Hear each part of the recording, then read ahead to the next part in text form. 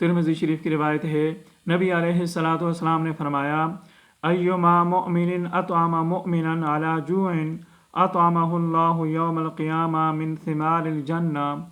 जो मोमिन किसी मोमिन को भूख की हालत में खाना खिलाएगा, अल्लाह रब्बुल इज़्ज़त क़यामत वाले दिन उसको जन्नत के फल खिलाएगा।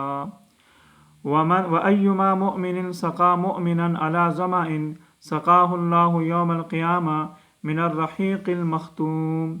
जो मोमिन किसी मोमिन को प्यास की हालत में पानी पिलाएगा, अल्लाह रब्बुल इज़्ज़त क़यामत वाले दिन उसे ऐसी शराबी जन्नत पिलाएगा जिस पर मोहर लगी हुई होगी।